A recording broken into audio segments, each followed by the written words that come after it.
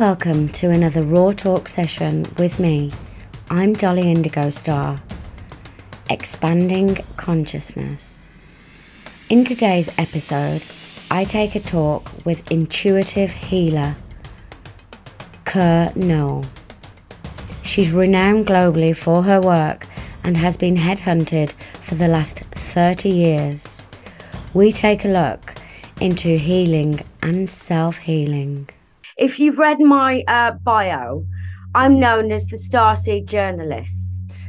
Interesting, because I'm Dollie Indigostar. I think the name says it all. And back in 2011-12, I started a page called Star Children because I wanted to connect with others that were like me.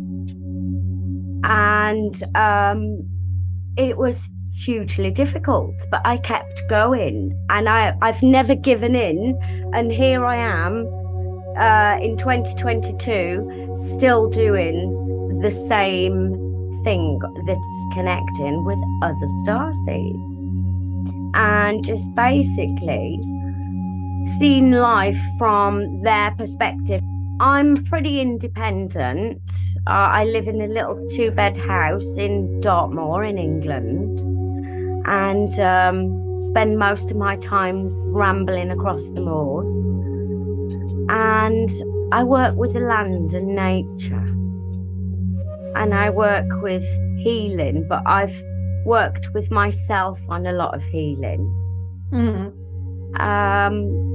Recently, over the last 5 or 6 years, I've been doing a lot of healing on myself, and I've healed my dog and certain people that are around me and things like that, but I've never done it out there publicly.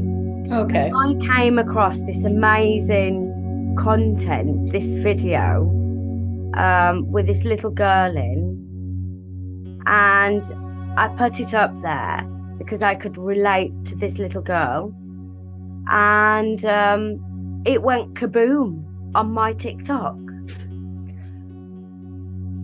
I know, I saw that. Yeah. I'm surprised that I'm on TikTok. Let me put it. Who are you on there? Who am I on the show? Yes. The medical intuitive they contacted Yeah. to help the little girl. To help the little girl. To help the little girl to access that part of her skill. Okay. I'm the medical intuitive that they brought in quotes. So you are the medical intuitive that they brought in on this show to work with what I call indigo children and starseed children. Right. Awakened beings. Yep. I call it awakened beings. Yeah. A lot of people out there call us the indigo children, though. I've heard the term, and there are books about it. Sure. Yeah, there are a few books about it, and there's a lot of stuff out there on starseeds and people connecting with their higher intuitive self, and tapping into their skills. It's an ongoing change in our culture and in the world. An ongoing change, but one that's not recognized, is it? Well, it's less abstract in our mainstream culture today than it was like 30 years ago. And I can say that for myself. And I have the evidence I've witnessed is that I am called in by medical doctors to do what I do, and that it's been a tremendous shift culturally to how we view the alternative world or the spiritually awakened, as you call them, indigo children, and they, being received in a professional way is definitely not something from previous generations. I think we've only experiencing it now. Yes. But it's becoming, it's not, I would never call it mainstream, but it's becoming possible for people to consider the alternative type of viewpoint, because medicine falls so short of the ideal. Yes. So how did you burst into this? How did they pick you up and recognize you? What had happened with you? Well, I mean, I have a long story and I'll try to keep it simple, but I started looking at this part of myself when I started to heal enough to open up again to who I am. We all come from some kind of ongoing issues in our childhoods that kind of shut us down, like it turns the volume down, let me put it that way. So as a young adult, I started to explore my skills, and I worked as a channeler, more in the realm of open and not specific to one type of work.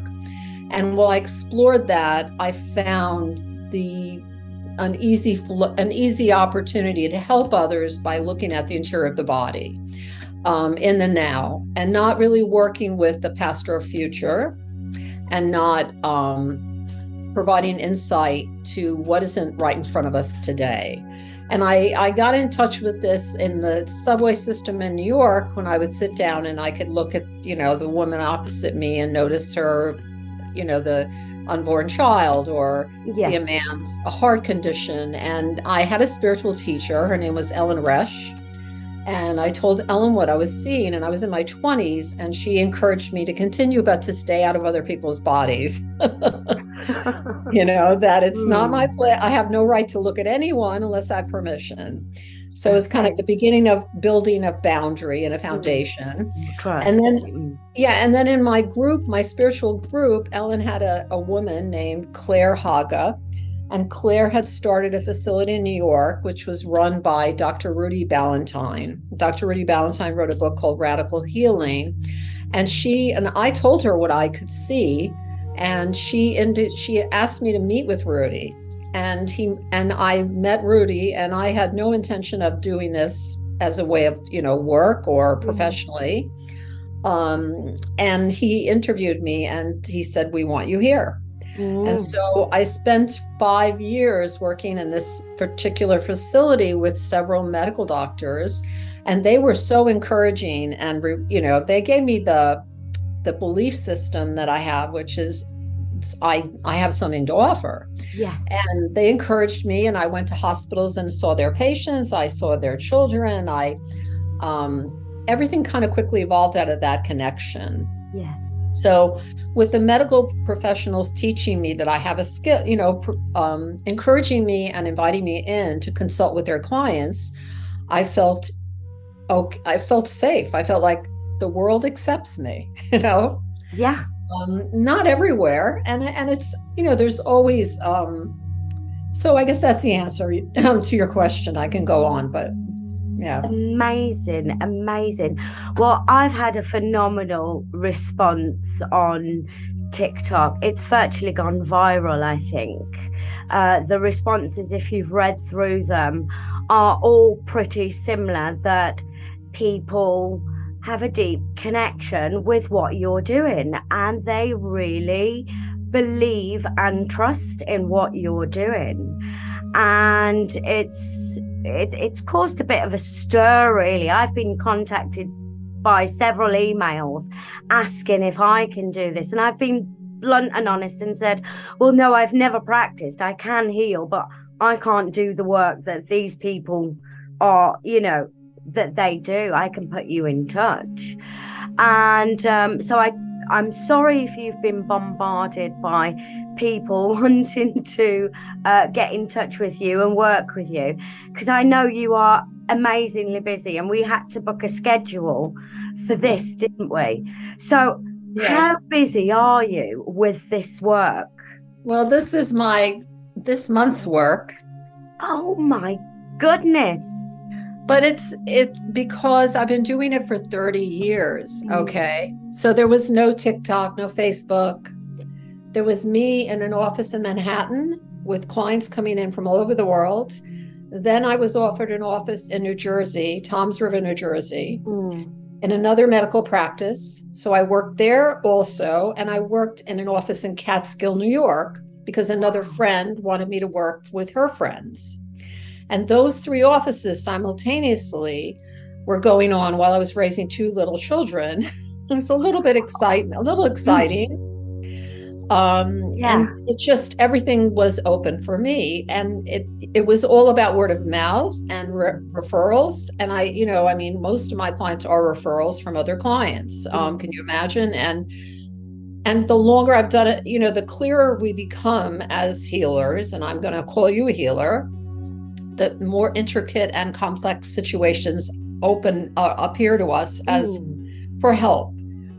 So I have very complicated ongoing medical circumstances for many people, because there's a lot about medicine that's amazing, and I believe in medicine, but there's a lot that, because we've so specialized it, especially in this country, we see one person, a pulmonologist, then we see an endocrinologist, then we see a heart doctor, and they don't talk to each other.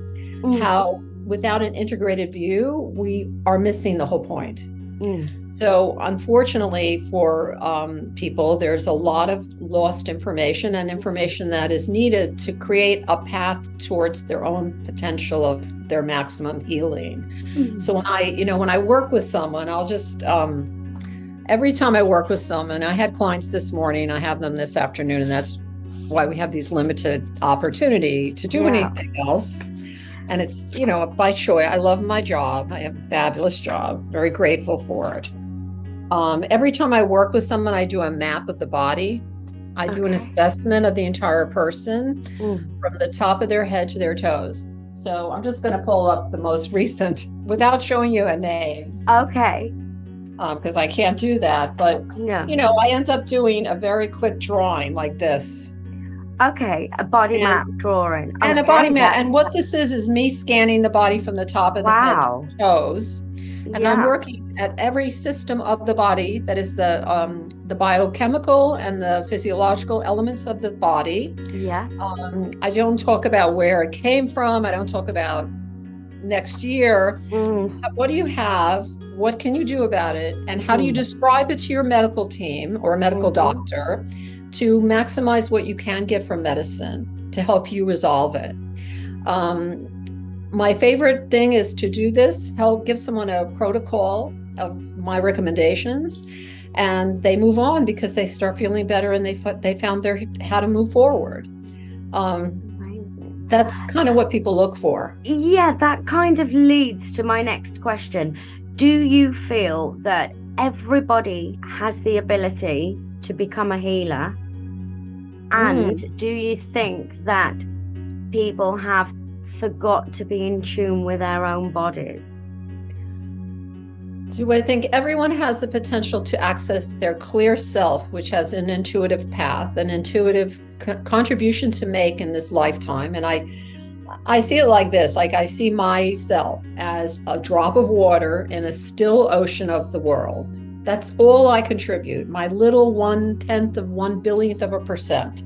But every piece of contribution from every individual, it helps all of us. It's so important that to bring that part of ourselves to the world, to make that contribution of our innate nature to this time. Especially in this time, we see the kind of divide that's being created. So yes, I do think we all have intuitive power and skill, and we have, what was your second question? I forgot myself. Did we forget?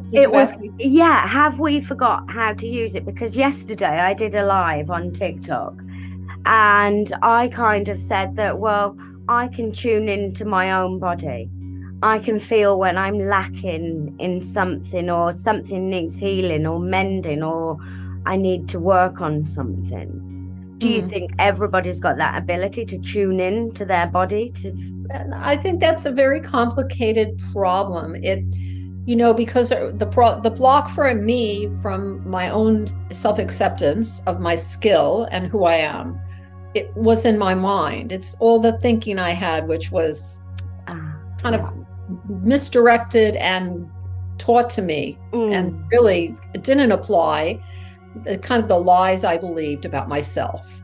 So most of us have some kind of mental block to Yes. allowing ourselves to be awakened enough to say, I'm only here to do this. It's what I consider what I do very simple, and it's very concrete, and I'm very blessed that I know that, and I don't veer off the path. This is what I am here to do. I do it, and I go to sleep, and like everybody else, I make dinner.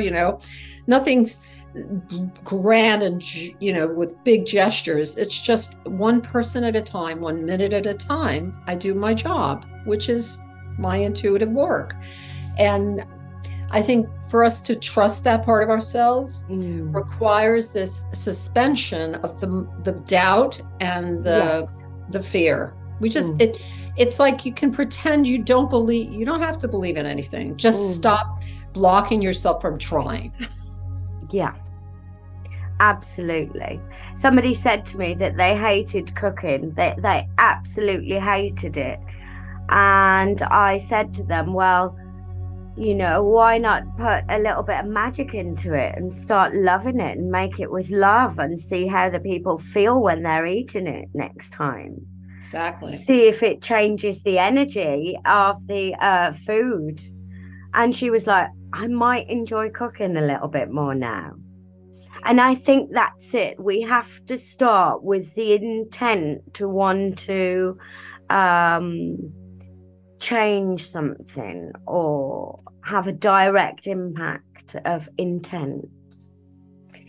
Well, and I have worked, because I've been doing this for quite a while, I have developed the ability to work with, I've done some group teachings in New York where I taught accessing your intuitive self. And then I also teach a program called Advanced Intuitive Training, which is a 1-year process. Okay. And it's not for people who are professional intuitives. I don't know if there is such a thing. They're for people who are trying to advance their skills. That's basically it. But in my practice with all these different groups and teaching, I have found that everyone has this magic in them. Everyone has it. And it sits in the dark in a corner, and when you put the flashlight on it, you notice it's a diamond. You're a diamond. You have this. You're a jewel. We don't have to wait, but it requires mirrors. So I was mirrored in my practice by these many professional people who are doctors and acupuncturist and a chiropractor and an author. They all mirrored me and said, you do this, what you're doing. This is amazing. We all need that. We all need someone to reflect back to us that we have something to give that is valuable. Now, the other weird thing is, because I'm going to bring this up, I'm going to ask, are you telepathic? Because I'll ask you one thing. Before I'd even talked about a Zoom invite, you'd said yes and sent me a link. Well, I'm always aware of what's happening in the next in energy around me. So and I thought I'd bring that up because it kind of happened naturally, and I was like, I didn't even ask you if you wanted a Zoom meeting. And I just said to my husband, you know what? I'm going to contact this amazing lady and I'm going to ask her if she would like a Zoom meeting. And then you offered me a Zoom meeting. It was like, wow. Well, I want to share, this is, part of my training has been in a spiritual realm of Buddhism. Okay. Yeah. I'm very involved in this Tibetan Buddhist community. And what I've learned is there's not much time to waste. No. That I have whatever few years I have left. And if I want to contribute, just, open the doors. Yeah. Is there anything I'm hiding? No. Is there anything I'm afraid of? Well, in my mind, always there's something, but in my spiritual sensibility of you and the world, someone's not going to like me. That's okay. Yeah. So I've kind of gotten rid of, I've let I've softened my ego, even though I have an ego, it's softened. Yes. And I notice when people are being genuine, and I felt like you were genuine. And I was shocked that anything of mine is on TikTok, because Oh, I don't, TikTok and me aren't, and you have no acquaintance. wow. But it's interesting. Here's my side of your magic story. The day before you posted me on your TikTok, I told my partner, I think something's going to happen on TikTok. And then I got people emailing me, I saw you on TikTok for clients, right? Work. And I was like, I'm not on TikTok. And then you were on TikTok. So yes, I have some precognitive capabilities. I don't use them specifically at all in work. And what do I mean by work? Well, I have, two grown children, and I have a partner, and that's my personal life. Yeah. And then I have this beautiful, loving, lovely, incredible world practice. Yeah. And that's my work. Yes. But I am this person intuitively in or out of my work. I'm always on, that's always there. Lucky me. So yes, I think we both have that, right? Right. But, you're known now on TikTok. So, and I will be putting a little bit of a snippet of this together, because people have been buzzing me saying, who's the woman? Who's the girl? What's the show? Can we see more? Where can we find out more? Who are they? So tell me, where can people see more of you like this? Well, I do programs sometimes on Zoom. Haven't in the last year, but I do offer intuitive classes. Okay. The best way to always reach me is to use my website called healingabody.com. Okay. Healing a body's everything's lowercase. Healing, Yes. HEALING, body, right, .com. And on that page is my personal cell phone. Okay. Well, I might not put that on there. I might edit that bit out and just all right, just the website. Yeah, just the website, because you because could get bombarded, and I wouldn't want you to be harassed. And no, thank you. Thank you. Yes, because I have my ongoing clients, and I am responsible to them.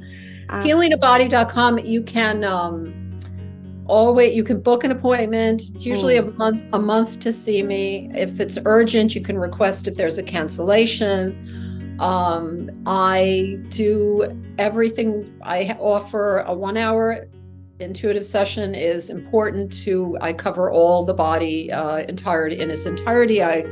I give a full scan and assessment, and I make recommendations. Okay. And I am very well trained to read all medical tests. So I have an option for you to send me all your medical tests if you've had an ongoing. So can people do this online with you? Yeah. You can do it from a distance, Everything. like remote viewing? Yes, it's always remote viewing. And before the pandemic, so I had those 3 offices. And as you can imagine, I wore myself out pretty quickly. Light burn. Yes. And I ended up saying, I can't do this anymore, not this way. And then moved my entire family up to where I live now, which is in Woodstock, New York, because I needed space and I needed to be in one office. Yes. And I started to do that, but I have a physical office in Woodstock, but I see maybe one person a month in person. Okay. I rarely offer it. I mean, it's on my website if you want to take the trip to Woodstock. I think that might change for you. I've got a feeling that might begin to change for you. Well, at this point it might, and I would be very happy. It's fun to meet people in person. I like as a profession, as someone who lives, I guess, in a kind of I don't know where I am. I'm just here on the earth, but it's like I feel like I missed a little bit of that human interaction when I'm not one-on-one. But my work is not at all shifted by the fact that I do a lot. Most of my clients never meet me, and most of them are on the phone with me. And it has no impact on the value or the integrity or the Yeah. specificity of my work. It's always extremely this. It's always the same. It's always been the same. So I encourage people who are sick not to travel. It's easier on your body and yourself. Yes. Yeah, but I do offer the in-person in Woodstock, and it's on my website. Amazing. And can I ask, have you stayed in touch with any of the kids from the show as they've grown? No, but A&E reached out to me right before the pandemic to do another show.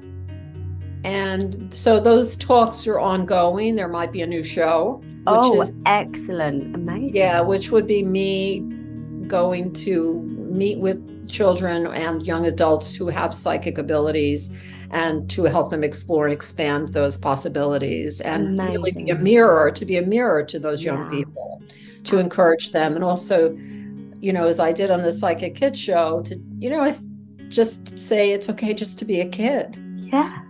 And it's okay if you don't, run around the world helping people right now. You're a kid. You're a kid. It's good. It's really good. And I know a lot of parents that have children that are just like these kids. Whether I'm blessed, I am blessed. Yes, I'm blessed with all these people that appear in my life, or that I've managed to be able to work with or do something with. And I'm a little bit like you. I always do things for free because you can see who is genuine and who needs you at that time,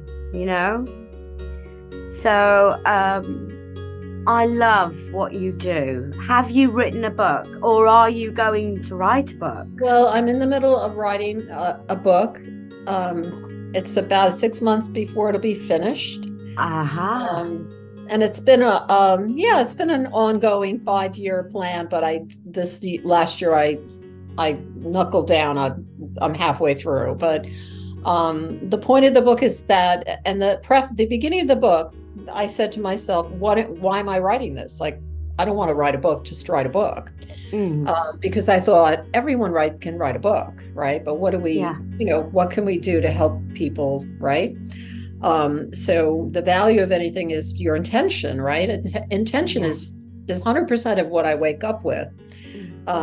If I have some clear intention for my day, I really make a positive contribution. So I'm going to share with your audience what I wrote in the book, in the preface.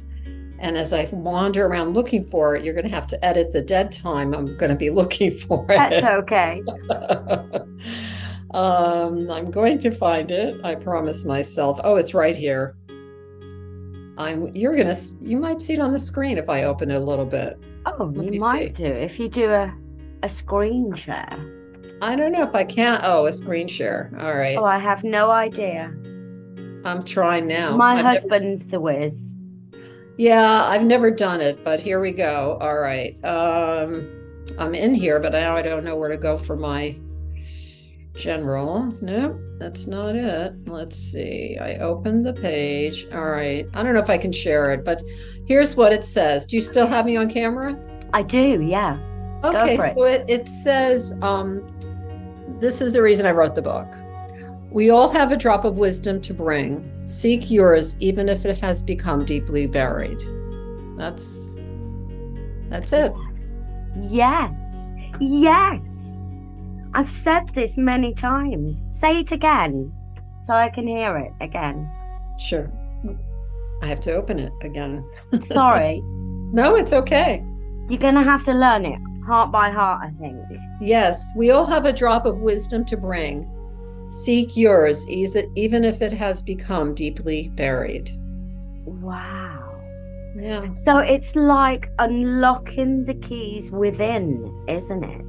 Unlocking who we are. The secrets of who we are. It has been amazing speaking with you today, and I feel that we're going to do it again.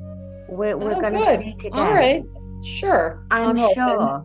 Because I think there's a little bit of room for development here where we can perhaps just share some things. Okay. Perhaps some tools, perhaps some techniques. Okay, that's a good idea. Yeah. The other thing, which I guess is kind of a discussion piece that isn't part of your show, is the last person I've interviewed several times on radio. And the last person who interviewed me, her name was Betsy Lewis. She does this Okay. thing called Star Seeds. Okay. She's written a lot of books about aliens. She's an interesting, she's in the US. But what we attempted, but it never worked because we had a really weird disconnection, like something was preventing it, Okay. was to have a call-in show where people can Oh, call in nice. to talk about what they're dealing with.